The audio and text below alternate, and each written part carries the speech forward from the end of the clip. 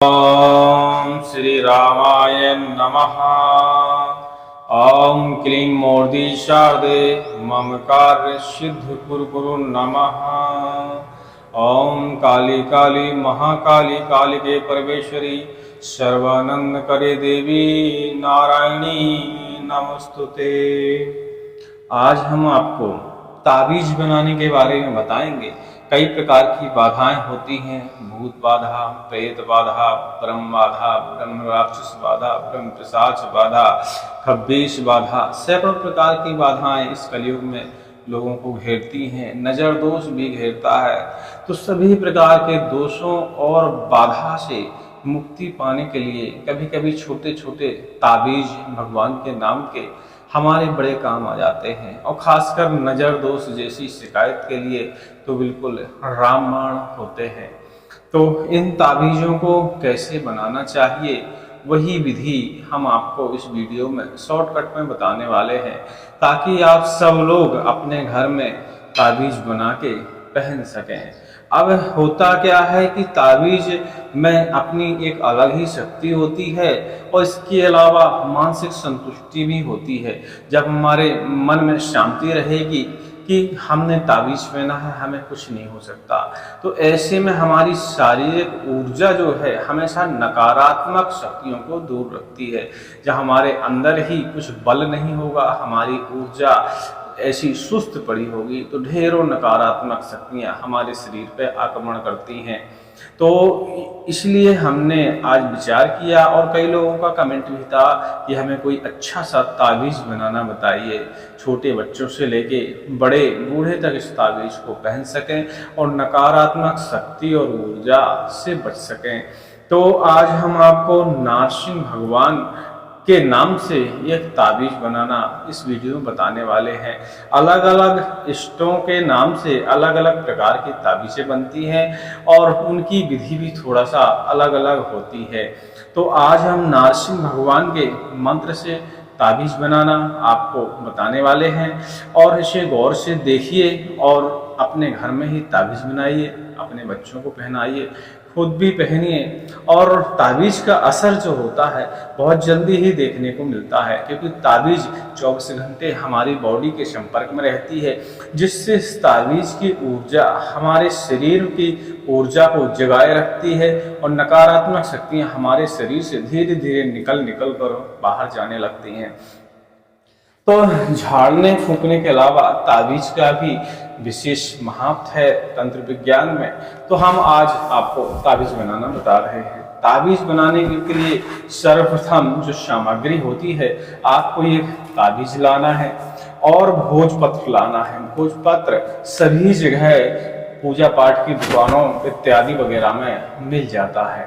तो भोजपत्र लाने में आपको कोई कठिनाई नहीं होगी। कुछ जड़ियों का भी इसमें प्रयोग किया जाता है।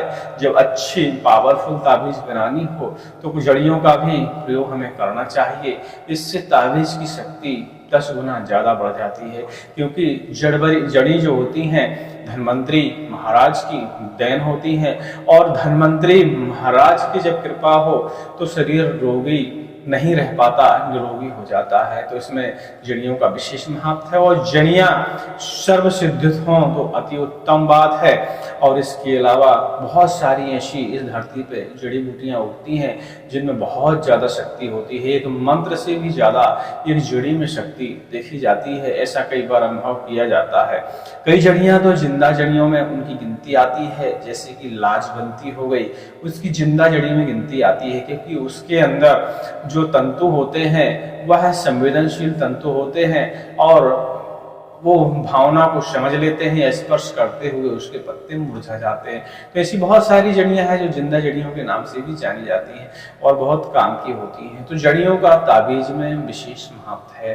तो सर्वप्रथम सामग्री आप ध्यान से लिख लीजिए, फिर हम आगे की विधि आपको बताते हैं। इसके लिए हमें चाहिए एक नारियल, थोड़ा सा लोहान, थोड़ा सा गाय का घी, कनेर की जड़। कनेर की जड़ आसानी से आपको कहीं भी मिल जाती है। आक, सफेद आक की जड़ मिल जाए तो अति उत्तम बात, नहीं तो जंगली आक, मदार जिसे कहते हैं, वो भी चलेगा। कमल की जड़ भी आपको लानी है। कमल की जड़ आसानी से तालाब में मिल जाती है। आपको नहीं मिल पाती है तो पंसारियों की दुकान, जो जड़ी बूटियों वाली दुकान होती हैं, वहाँ आपको कमल की जड़ सूखे रूप में मिल जाती है। लाजवंती, लाजवंती की भी जड़ आपको लानी है, ताजी मिल जाए तो अच्छी बात, नहीं ये भी आपको पंसारी की दुकान में मिल जाएगी। अब इनका जड़ियों का महत्व होता है कि आप रविवार के दिन खोद के लाएं सारी जड़ियां, तो अति उत्तम बात है। लेकिन इसमें बहुत सारी जड़ियां हैं जो शहरों में नहीं उपलब्ध हो पाती, तो आप रविवार के दिन ही खरीद के इन जड़ियों को लाएं तो लगभग उतना ही महत्व माना जाएगा। जड़ियों को घर ला लीजिए। इसके बाद आप शनिवार के दिन का इंतजार करिए। शनिवार के दिन आप बढ़िया सुबह सुबह स्नान करिए। नारियल आप ला ही लिए थे, लोभान ला ही लिए थे, घी आपने पास में रख ही लिया है, कंडे में बढ़िया आग जलाइए और भोजपत्र पे एक मंत्र लिखिए, ओम छौम, ओम छौम। इस तरह एक बार लिखना है, हमने 2 बार पढ़ दिया, ओम छौम, बस इतना लिखिए। सिर्फ 2 शब्द का मंत्र होगा। भोजपत्र पे छोटी सी जगह में लिखना भी इसको किसी विशेष चीज से है, जैसे कि अनार की कलम से आप लिखें तो अति उत्तम माना जाता है। इसके अलावा आप चंदन और केसर घिसकर उसकी स्याही से ही से लिखें, थोड़ा सा धूप में या हवा में रख दें ताकि बढ़िया से लिखावट सूख जाए, बाद में वो मिटे नहीं। ठीक है, आप ताबीज को हाथ में लीजिए और ताबीज हाथ में लेके भगवान नरसिंह भगवान का स्मरण करिए, प्रार्थना करिए कि महाराज इस ताबीज हम बनाने वाले हैं, इस ताबीज को इतनी शक्ति और ऊर्जा प्रदान करे ताकि हमारे शरीर से या जिसके गले में भी यह ताबीज रहे उसके शरीर से नकारात्मक ऊर्जा, भूत प्रेत बाधा, नजर दोष इत्यादि इत्यादि चीजें दूर रहे। इस तरह प्रार्थना करके ताबीज को भगवान के सामने जो भी आपके पास चित्र हो आप वहां रख दीजिए, या चाहे तो पूजा की थाली में भी इसको रख सकते हैं। इसके बाद कनेर की जड़, आक की जड़, कमल की जड़ और लाजवंती की जड़ के छोटे छोटे से टुकड़े करिए मामूली मामूली से और उनको अलग अलग रख लीजिए। एक साथ मिलाएंगे तो कई बार भूल हो जाएगी। प्रति टुकड़े में एक मंत्र आपको लगाना है। जैसे कनेर की जड़ आपने उठाई तो एक बार आपको मंत्र लगाना है, और इसके बाद आक की जड़ उठाई तो उसके बाद भी आपको मंत्र लगाना है, कमल की जड़ में भी, लाजवंती की जड़ में भी। इसके बाद चारों जड़ों में जब अपने मंत्र लगा के फूंक मार दी इन जड़ियों के ऊपर तो धीरे से इनको आप उसमें ताबीज के अंदर डाल दीजिए। फिर जो भोजपत्र पे आपने ओम छौम लिखा था उस भोजपत्र को भी इसके अंदर डाल दीजिए ताबीज के अंदर। ताबीज का साइज ऐसा देखिएगा कि ये सारी चीजें उसके अंदर आ जाएं और बाद में गीली ना हो, वाटरप्रूफ हो, उसके अंदर पानी ना जाए, इस ढंग से उस ताबीज को आप बनाइएगा। इसके बाद आप कंडे में आग जलाइए और घी का हवन करिए। कितने बार? 21 बार करिए मंत्र बोलते हुए। मंत्र हम अभी आपको बताने वाले हैं। 21 बार उसका हवन कर दीजिए और आग को पानी दिखा दीजिए, ऊपर से अर्घा बोलते हैं उसको, डाल दीजिए। और इसके बाद जब आग ठंडी हो जाए तो उसकी राख, या ठंडी नहीं हो पाती इतनी जल्दी तो आप किनारे से थोड़ी सी राख यानी मोमबत्ती लेकर यही मंत्र बोलते हुए आप ताबीज के अंदर डाल दीजिए। इसके बाद ताबीज आपकी लगभग कंप्लीट हो गई। ताबीज का ढक्कन अच्छे से बंद करिए ताकि उसके अंदर पानी वगैरह ना जाए। सारी व्यवस्थाएं कर लीजिए। उसमें धागा पिरोइए। धागा पिरोते समय यदि आप गांठें लगाने वाले हैं तो कई बार क्या है ना, कई लोग डिजाइन वाली ताबीज पहनते हैं, धागे में गड़ा बुन देते हैं गांठे पे गांठे। तो यदि ऐसा आप करने वाले हैं तो अति उत्तम बात है, और प्लेन धागा में पहनने वाले हैं तो और अति उत्तम बात है। गांठा लगाने का मतलब है कि जैसे ही आप उसमें गांठ लगाना शुरू करें तो प्रति गांठ में यदि आप एक मंत्र बोलते जाते हैं, ओम छम नमः, ओम छम नमः, ओम छम नमः, और इस तरह आप वो गड़ा जो बिनते हैं डिजाइन वाला वो बिनते जाते हैं तो उस ताबीज की जो शक्ति होती है वह 50 गुना तक बढ़ जाती है। ठीक है, इस तरह आप ताबीज बना के रेडी करें।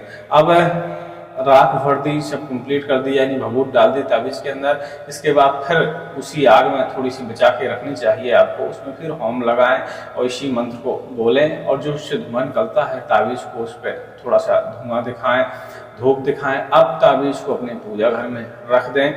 रखने के बाद ताबीज़ का अब स्नान कराना है, उसके ऊपर अक्षत, चावल, पुष्प वगैरह अर्पण करना है, धूप दिखाना है, उसकी आरती करना है। इसके बाद फिर नरसिंह बाबा से प्रार्थना करना है और आप फिर ताबीज़ की पहनने के लिए आपकी तैयार है। इस ताबीज़ में जब मंत्र के द्वारा जड़ियों का समावेश किया जाता है तो इस ताबीज़ में बहुत ज़्यादा शक्ति आ जाती है। इसमें अलग अलग जड़ी का अलग अलग अपना अपना प्रभाव होता है। नज़र दोष से लेके, बाधाओं से लेके, यह संकटों को भी डाल देती है। कई बार देखा गया है कि बड़े बड़े संकट आने वाले होते हैं तो सबको नुकसान हुआ, लेकिन ताबीज़ पहने वाले व्यक्ति को नुकसान नहीं हुआ। तो ये चमत्कार ही कहा जा सकता है कि किसी न किसी कारण संयोग ऐसा बन गया कि जो ताबीज़ पहने था उसको नुकसान नहीं हुआ, बाकी सबको थोड़ा थोड़ा नुकसान हुआ। कई ऐसी घटनाएं, समस्याएं हो जाती हैं और कई बार ऐसा देखा गया है। तो ताबीज़ के कुछ ऐसे प्रभाव होते हैं। इसके अलावा आप जैसे सूतक हो जाता है कहीं कहीं, या शोबर हो जाती है कहीं कहीं, तो ऐसी स्थिति में ताबीज़ ये खराब हो जाती है। तो यदि ऐसी स्थिति में कहीं आपको जाना पड़े तो आप ताबीज़ को घर में ही टांग के जाएं, घर में ही रख के जाएं। और घर ही में ऐसी कोई समस्या है तो ताबीज़ फिर खराब हो जाती है, इसको आप दोबारा से बना लीजिए तो दोबारा से ताबीज़ में वैसी ही शक्ति आ जाती है। ठीक है, ये ताबीज़ बनाने का नियम था। चलिए अब मंत्र लिख लीजिए। मंत्र बहुत आसान है और सब कोई इस मंत्र को पढ़ सकता है, कोई दिक्कत नहीं होती है। ओम उग्राय उग्रवीराय उग्रविक्टाय उग्रवज्राय वज्रदेहिने रुद्राय रुद्रघोराय भद्राय भद्रकार्णाय ओम ज्रीं ह्रीं नृसिंहाय नमः स्वाहा। छोटा सा मंत्र है, आसानी से याद भी हो जाएगा। और इस मंत्र को आप रट लेंगे तो अति उत्तम बात है, क्योंकि रट लेंगे तो कभी भी यदि भय की संभावना होती है तो इस मंत्र को पढ़ा जा सकता है और भय से मुक्ति पाई जा सकती है। कई बार ऐसे हमारी जिंदगी में संयोग आ जाते हैं कि कई बार हमें अकेले ही कहीं कहीं जाना पड़ता है और कई बार रास्तों में, घर में कहीं भी भय की संभावना हो जाती है। तो जब भय की संभावना हो तो इस मंत्र को आप एक बार पढ़िए, अपने पूरे शरीर पे हाथ फिराइए, आंखों में, चेहरे में, सीने में, हाथ पैरों पे हाथ फिरा दीजिए। इसके बाद निश्चिंत हो जाइए कि कोई भी नकारात्मक शक्ति हमको टच कर पाएगी। मंत्र एक बार और सुन लेंगे और इसको हम लिख देंगे।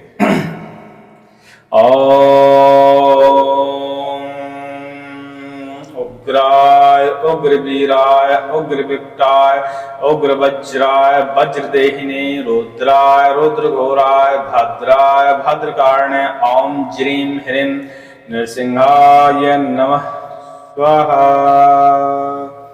इस तरह का ये मंत्र था। अब ताबीज़ की और ज़्यादा शक्ति बढ़ाने के लिए आप उसमें देसी नारसिंह कवच को भी साथ में लगा सकते हैं। 5 बार यदि पढ़ के फूंक मार देंगे तो ताबीज़ की शक्ति और ज़्यादा बढ़ जाएगी।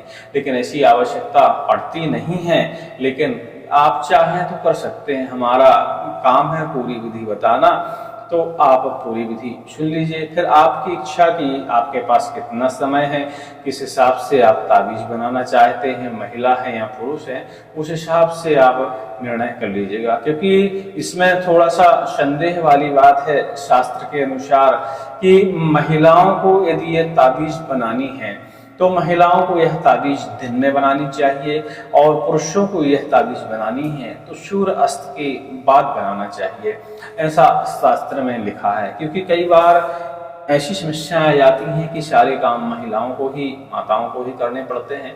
तो इस ताबीज़ का जब वो निर्माण करें तो सूर्य उदय के बाद ही करें और सूर्य अस्त के पहले इस कार्य को खत्म कर दें। और पुरुष लोग रात्रि में 6-7 के बाद पूरी रात में कभी भी इस ताबीज को बना सकते हैं। यदि किसी कारणवश नींद आ गई है तो नींद आने पर शरीर अपवित्र माना जाता है, तो ऐसे में आपको स्नान करके इस ताबीज को बनाना चाहिए। कई बार सुबह लोग स्नान करते हैं और सोचते हैं हम रात में शाम को ताबीज बना लेंगे, लेकिन दिन में आप यदि एक पल के लिए भी आपको नींद आई है तो उतने में ही शरीर अपवित्र माना जाता है। तो ऐसे में आपको स्नान करके ही सारी क्रियाएं करनी चाहिए। तो हम आपको नारसिंह का देशी कवच बता रहे थे। इस मंत्र, इस ताबीज में आप उससे भी 5 बार फूंक मार सकते हैं। ओम नमो नरसिंहाय, हिरण्याकश्यप बक्षस्थल विदारणाय, त्रिभुवन व्यापकाय, भूत प्रेत पिशाच ढाकनी शाकनी क्लोन्मूलाय नाशंतम, भोदवाय समस्त दोखान, हर हर विशर विशर, पच पच हन हन, कंपाय कंपाय, मथ मथ, ह्रीं ह्रीं, हूं हूं, फट फट, ठा ठा, यही यही रुद्र आज्ञापयात स्वाहा। ये भी बहुत छोटा सा ही है, इसको हम जरूर लिख देंगे और मंत्रों को भी इस वीडियो में जरूर लिखेंगे। कई लोगों की शिकायत आ रही थी कि डिस्क्रिप्शन में आप लिखते नहीं हैं, तो हम बता दें यूट्यूब का हमको ज़्यादा अनुभव नहीं था, इसमें हम सही ढंग से लिख नहीं पाते हैं, तो हम अब धीरे धीरे सीख रहे हैं कैसे लिखा जाता है। तो हम इस मंत्र को जरूर लिख देंगे, क्योंकि हम सब कुछ तो लिख देते हैं, जहाँ बीज अक्षर की बात आती है जैसे ज्रीम हो गया, हिरिम हो गया, क्रिम हो गया, खिरिम हो गया, तो ये बीज अक्षर मोबाइल से नहीं लिखना हमारे लिए आसान नहीं है, आपके लिए हो सकता है आसान हो, क्योंकि किसी न किसी चीज में किसी न किसी कठिनाई तो होती ही है, तो उसके लिए बिल्कुल क्षमा चाहेंगे। आगे आने वाले सभी वीडियो में मंत्र हम डिस्क्रिप्शन में लिख ही दिया करेंगे, तो आप जाकर देख लिया करिएगा। अब उम्मीद करते हैं ताबीज की विधि आपको पसंद आई होगी, इसको बनाइए, उपयोग करिए, कष्टों का हरण करिए। बोलिए हनुमान जी महाराज की जय, नारसिंह बाबा की जय, श्री राम जी सरकार की जय। ओम क्लीं मूर्ति शारदे मम कार्य सिद्ध कुरु कुरु नमः। और लोभान जलाकर डेली अपनी ताबीज को धूनी जरूर दिखाएं, उससे ताबीज में हमेशा शक्ति बनी रहेगी।